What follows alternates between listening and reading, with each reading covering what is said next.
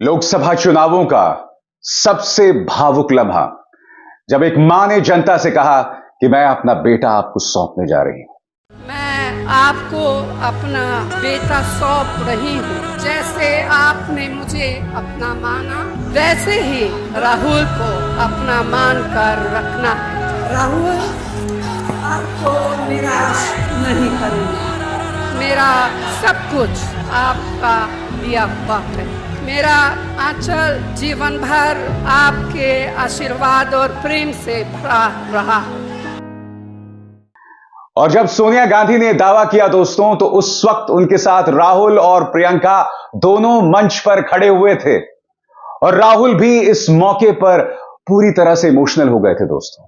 मगर यकीनन अब तक के जो लोकसभा चुनाव हुए हैं जिसमें लगातार जहर उगला गया है, वो शायद इस पूरे लोकसभा चुनाव का सबसे खूबसूरत लम्हा था, जब एक मां जनता से कह रही कि मैं अपने बेटे को तुम्हारे हवाले कर रही हूं, इसका ख्याल रखना।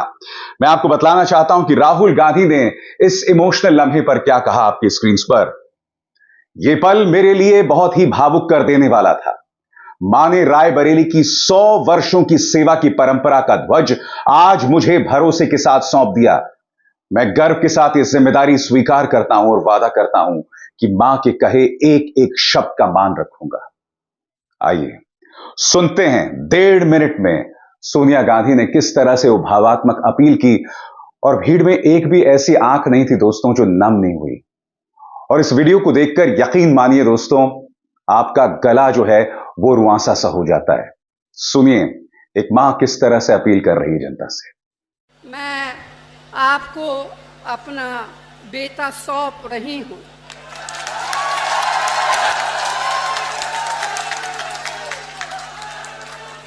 जैसे आपने मुझे अपना माना, वैसे ही राहुल को अपना मान कर रखना है। ये राहुल आपको निराश नहीं करेगा। 30 साल तक एक सांसद के रूप में आपने मुझे सेवा करने का अवसर दिया। ये मेरे जीवन की सबसे बड़ी पूंजी है। रायबरेली मेरा परिवार है, वैसे अमेठी भी मेरा घर है। पिछले 100 साल से हमारे परिवार की जड़ इस मिट्टी से जुड़ी हुई है। गंगा माँ की तरह पवित्र यह रिश्ता। मैंने राहुल और प्रियंका को वही शिक्षा दी जो इंदिरा जी ने और रायबरेली की जनता ने मुझे दी। सबका आदर करो, कमजोर की रक्षा करो, अन्याय के खिलाफ जनता के अधिकार के लिए जिससे भी लड़ना पड़े लड़ जाओ। डरना मत, क्योंकि संघर्ष की तुम्हारी जड़ें और परंपराएं बहुत मजबूत है। मगर एक तरफ जब एक मां यह अपील कर रही थी तो दोनों बच्चे उसके साथ खड़े हुए थे। एक ऐसी मां जिस पर अश्लील हमला करने की कोई कसर भारतीय जनता पार्टी ने नहीं छोड़ी है। याद कीजिए प्रधानमंत्री नरेंद्र मोदी ने आज तक सोनिया गांधी को किन किन शब्दों से नवाजा। जर्सी काऊ, कांग्रेस की विधवा, परेश रावल जो कि प्रधानमंत्री के खास हैं, उन्होंने सोनिया गांधी के बारे में बार बाला शब्द का इस्तेमाल किया। सोनिया गांधी ने कभी भी अपनी गरिमा नहीं खोई दोस्तों, मगर उन पर भाजपा लगातार हमला बोलती रही। मगर कल का जो आयोजन था रायबरेली का ना दोस्तों, वो बहुत ही ऐतिहासिक आयोजन था, क्योंकि मंच पर एक मां अपने बेटे के लिए अपील नहीं कर रही थी। मंच पर एक मां के साथ उसके दोनों बच्चे नहीं थे। वो मां जिसने अपने पति के टुकड़े समेटकर तिरंगे में लपेटकर उसका अंतिम संस्कार करवाया था, जिसके पति एक आतंकवादी हमले में शहीद हो गए थे। मगर मंच एक और कारण से ऐतिहासिक रहा। क्योंकि पहली बार एक अरसे के बाद मंच पर न सिर्फ सोनिया गांधी थी, राहुल, प्रियंका और साथ में समाजवादी पार्टी सुप्रीमो अखिलेश यादव भी थे। इस तस्वीर के भी राजनीतिक मायने हैं दोस्तों। जैसा मैं अक्सर कहता हूं, मैं नहीं जानता हूं कि रायबरेली और अमेठी में कांग्रेस को जीत हासिल होगी या नहीं, मगर यह तस्वीर लगातार प्रधानमंत्री नरेंद्र मोदी और अमित शाह की रातों की नींद को खराब कर रहा है। मैं आपको बता दूं, वहां पर जो नजारा दिखा ना, दोनों नेता आत्मविश्वास से लबरेज थे। राहुल गांधी ने कहा, मैं चाहूं तो प्रधानमंत्री से जो मर्जी बुलवा सकता हूं। सुनिए राहुल ने किस तरह से प्रधानमंत्री नरेंद्र मोदी को ताना दिया। जो भी मैं चाहता हूं मैं प्रधानमंत्री के मुंह से बुलवा सकता हूं। मैंने कहा, नरेंद्र मोदी जी, आप अदानी अंबानी का नाम कभी नहीं लेते हो। 2 दिन बाद नरेंद्र मोदी जी कहते हैं अदानी अंबानी।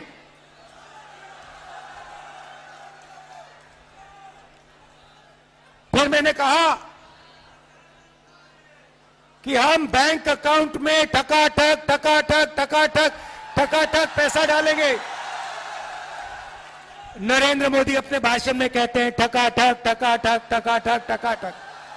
आप मुझे बताओ क्या बुलवाना है नरेंद्र मोदी से, मैं कल बुलवा देता हूं। 2 मिनट लगेंगे। और अगर कुछ नहीं बुलवाना है वो भी बता दो। अखिलेश ने भी सुर में सुर मिलाते हुए कहा कि भारतीय जनता पार्टी बुरी तरह से घबराई हुई है। प्रधानमंत्री का तो यह आलम है कि अब वो राहुल की नकल करने लगे हैं। सुनिए अखिलेश ने अपने अंदाज में किस तरह से करारा प्रहार किया प्रधानमंत्री नरेंद्र मोदी पर। ये बीजेपी के लोग बड़े घबराए हुए हैं और दिल्ली वालों ने जब से सुना है कि इंडिया गठबंधन गरीबों के लिए फैसले ले रहा है, ये दिल्ली वालों ने जब से सुना है,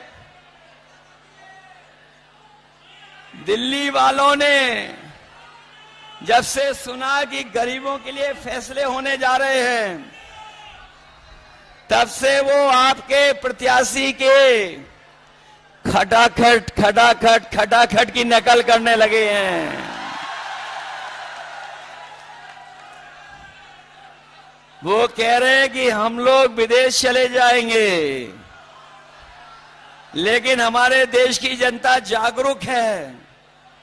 वो जानती है कि उन्होंने कुछ साल पहले ही अपने खासम खास लोगों को एक के बाद एक विदेश भेजने का काम किया था।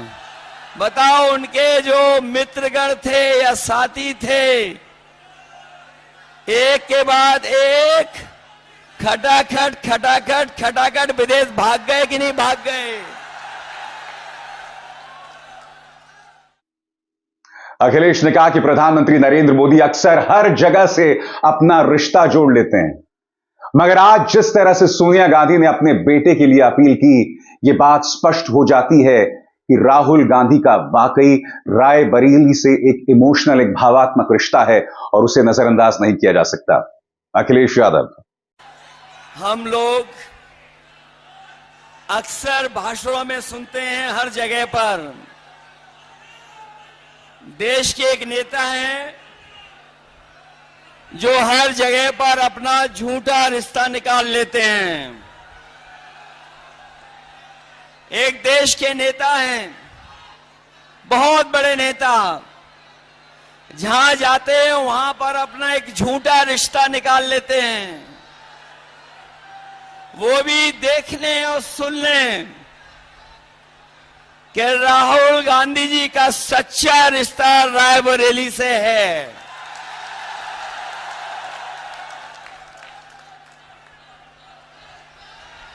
ये रायबरेली से सच्चा रिश्ता है। अगर से रायबरेली है तो रा से राहुल भी है।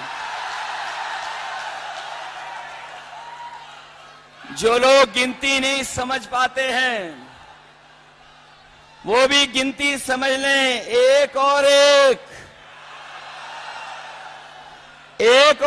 11 हो गया है और बीजेपी 9-2-11 हो गई है।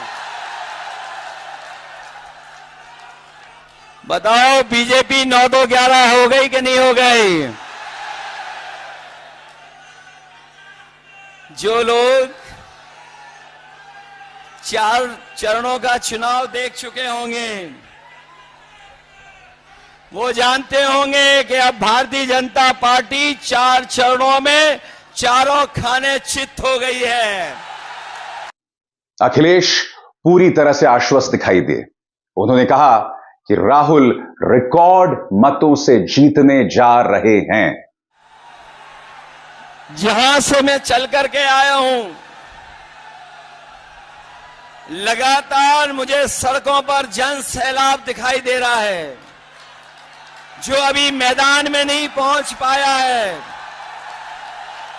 इस मैदान में जहां पंडाल है, पंडाल के बीच मुझे लोग दिखाई दे रहे हैं।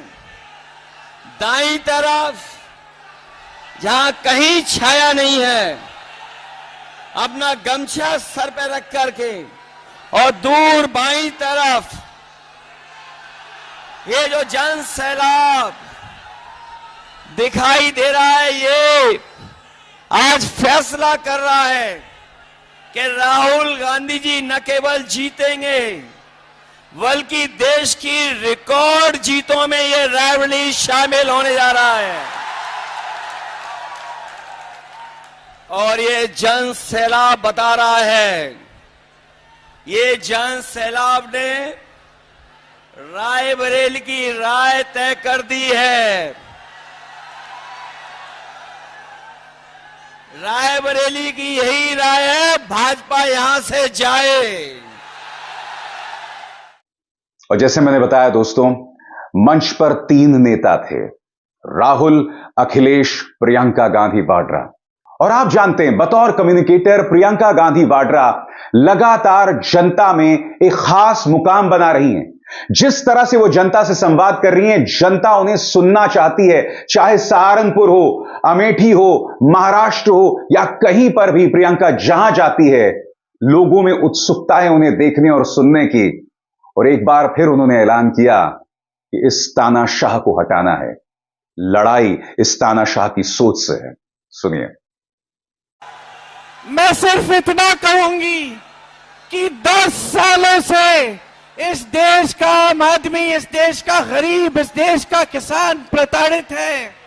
इस देश की पुकार थी, किसानों की पुकार थी कि हमारी आवाज सुनिए।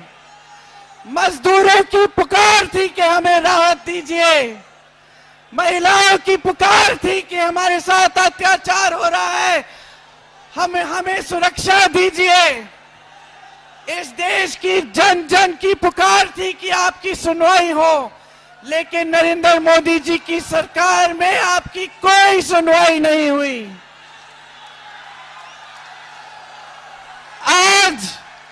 आज इस देश में आंधी उठी है। इस देश की आवाज है, इस देश की पुकार है कि ये भाजपा की तानाशाही, भाजपा की जो सत्ता के लिए सब कुछ करने वाली सरकार को हटाया जाए और एक नई चेतना से एक नई राजनीति देश में स्थापित हो। इसका संदेश रायबरेली से पूरे देश में जाना चाहिए। रायबरेली की जागरूक जनता ने 100 साल पहले एक ऐतिहासिक आंदोलन शुरू किया। आप 100 सालों से सबसे जागरूक जनता है।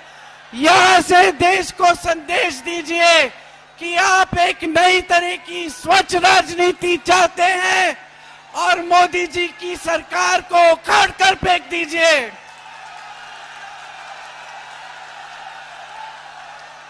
एक बार मेरे साथ जोर से कहिए, 5 लाख 5 लाख पार है, 5 लाख पार है। जय हिंद।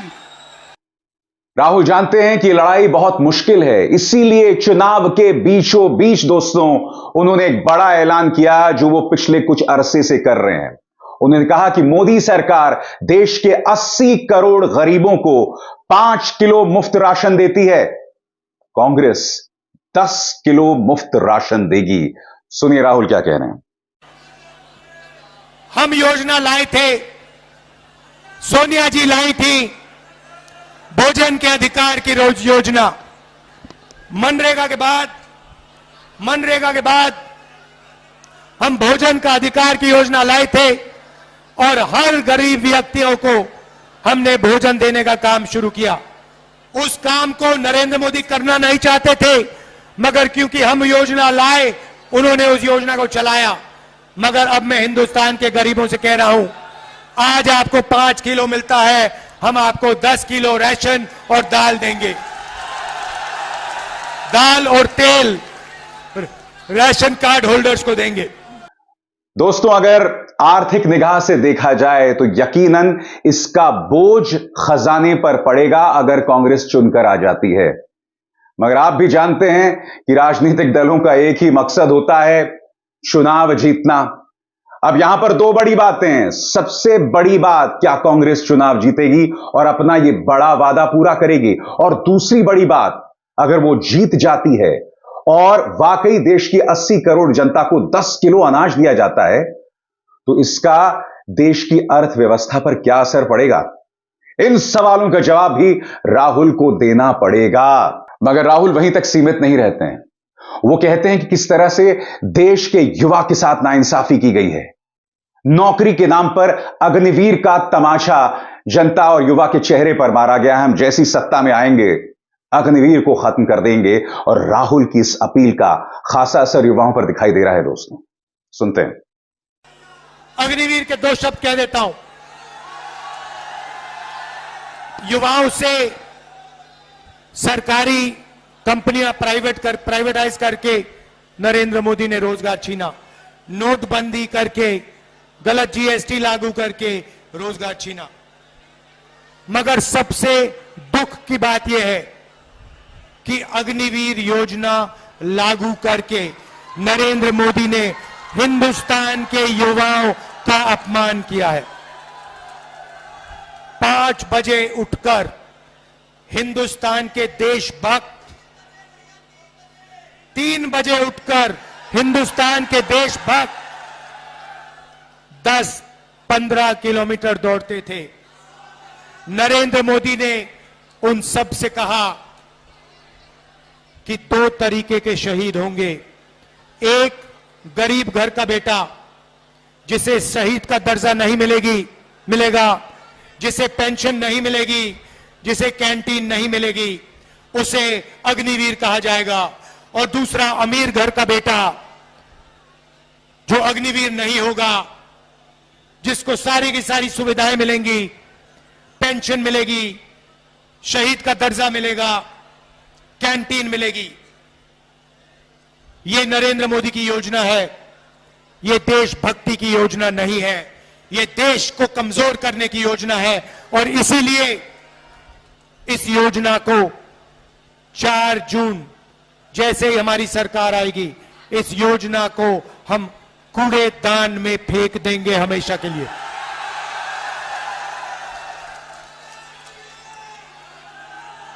कूड़ेदान में अग्निवीर योजना उठा के फेंक देंगे।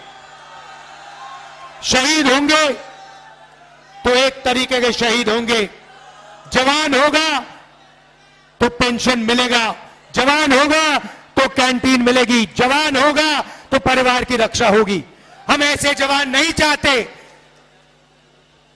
जिनकी रक्षा नहीं होगी, जिनको पेंशन नहीं मिलेगी, जिनको शहीद का दर्जा नहीं मिलेगा।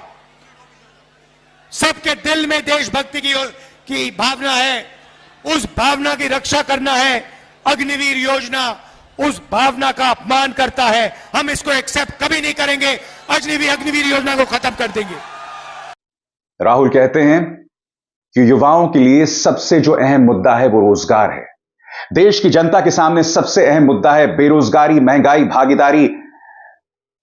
लेकिन अगर आप मीडिया से पूछेंगे तो आपका ध्यान भटकाती है शादियों के जरिए, अनर्गल प्रलापों के जरिए, और किस तरह से मीडिया पर राहुल गांधी हमला बोलते हैं, सुनते हैं।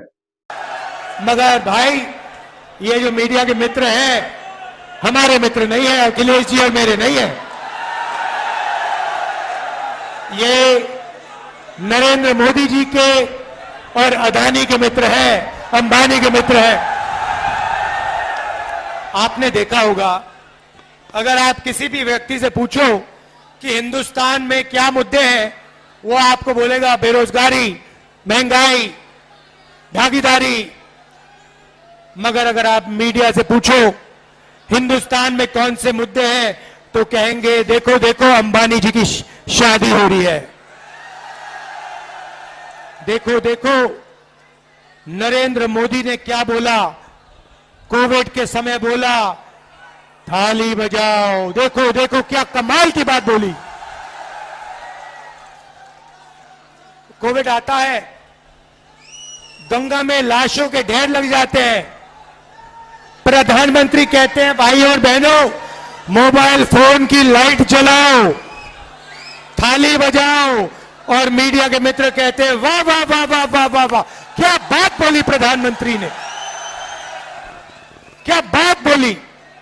राहुल बार बार कह रहे हैं दोस्तों कि मोदी हारने वाले हैं, हारने वाले हैं। अब तो ये 4 जून को ही पता चलेगा कि राहुल जो ये दावा कर रहे हैं उसमें जमीनी हकीकत कितनी थी, या फिर राहुल गांधी मुंगेरी लाल के हसीन सपने देख रहे हैं। राहुल गांधी पूरे आत्मविश्वास के साथ कहते हैं कि नरेंद्र मोदी ने हार मान ली है, नरेंद्र मोदी का गुड बाय हो गया है। क्या यह संभव है? क्या राहुल गांधी के इस दावे पर विश्वास किया जा सकता है? आप क्या सोचते हैं? कमेंट सेक्शन में जरूर बताइएगा। मगर राहुल गांधी क्या कह रहे हैं, ये सुनते हैं। नरेंद्र मोदी हार एक्सेप्ट कर गए हैं।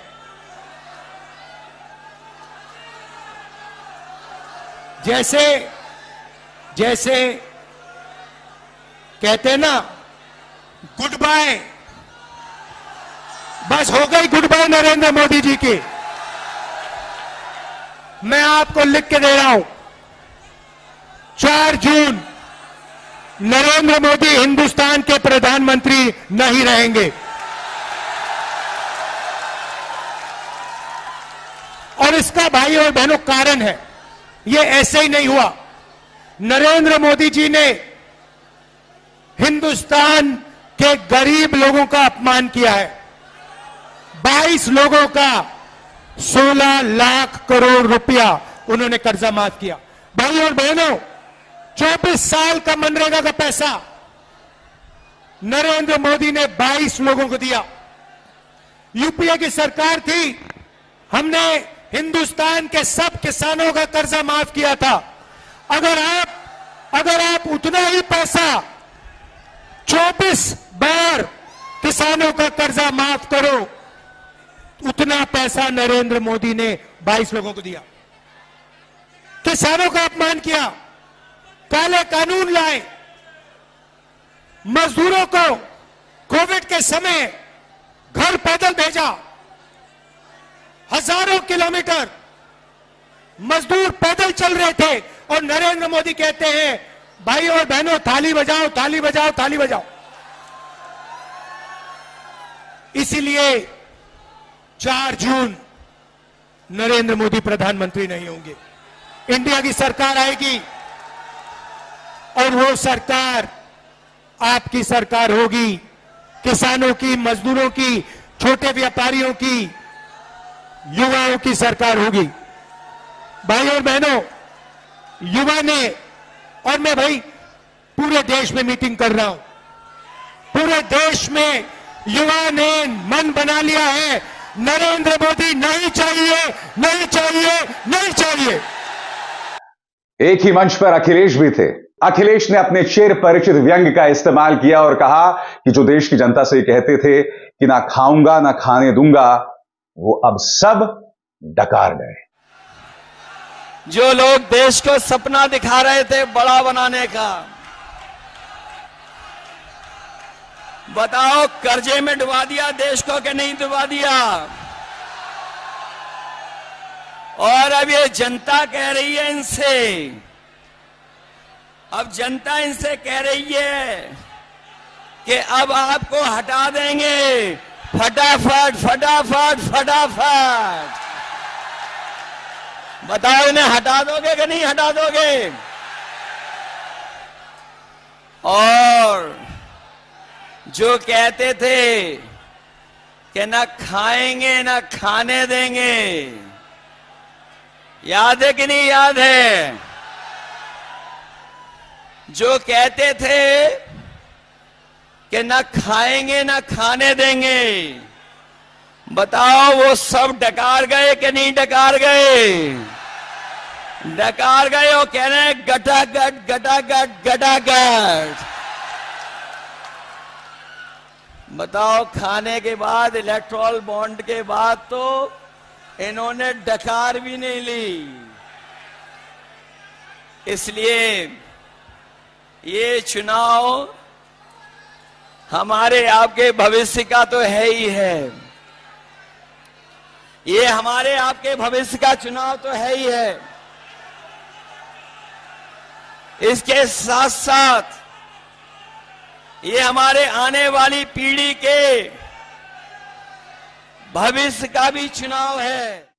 राहुल गांधी कुछ बहुत बड़े बड़े दावे भी कर रहे हैं दोस्तों। जैसे मैंने बताया, 80 करोड़ जनता को 5 किलो की बजाय 10 किलो राशन का दावा राहुल गांधी कर रहे हैं। और उसके अलावा ये भी कह रहे हैं कि इंडिया की सरकार बनते ही 4 जुलाई को लाखों परिवारों के बैंक अकाउंट में 8,500 रुपए पहुंच जाएंगे।